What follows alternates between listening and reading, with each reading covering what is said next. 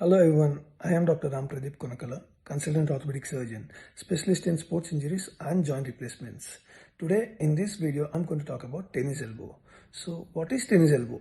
It's an inflammation or tear in the tendon of your wrist extensors which goes up and attaches onto the bone over the lateral aspect of your elbow joint.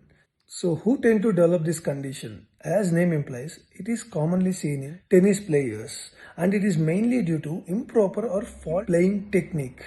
So is it only common in tennis playing people? The answer is no. It's common in housewives, carpenters, drill work, also people who are using computer keyboards for longer duration. And how will you know that you have this condition?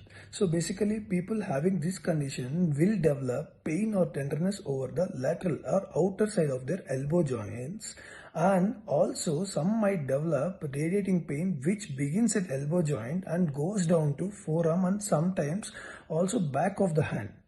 So in this way, you can have a hint about that you are having this problem.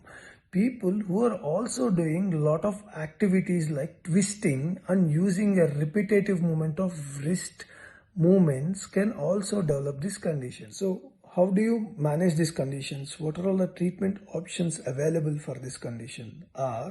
There are two lines of management. First one is non-operative line of management and the second one is operative line of management. Majority of people will be resolved with conservative management alone, which includes first step is rest for 3 weeks to the affected area. Second one is ice pack application and third one is compression strap using tennis elbow splints to that area, which will help in avoiding contractions and also resting the area. Then the last one is medications like NSAIDs. NSAIDs means non-steroid anti-inflammatory drugs will help you. In addition to the above treatment, sometimes combining physiotherapy like USG therapy will really benefit the patient.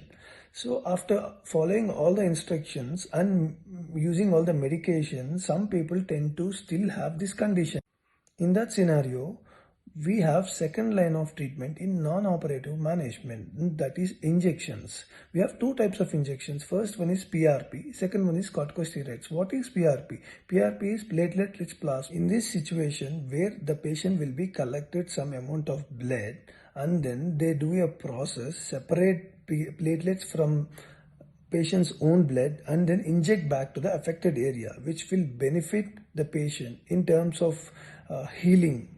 And so the second type of injection is corticosteroid, where it is only for pain relief and it's not curative. Coming to the operative line of management, this will be indicated to those who has not benefited from the first line of management, which is non-operative type. So majority of people will be benefited with non-operative line of management. Those who are chronic cases, who has been using medications for more than 6 months to 12 months has to undergo to operative line of management. Thank you.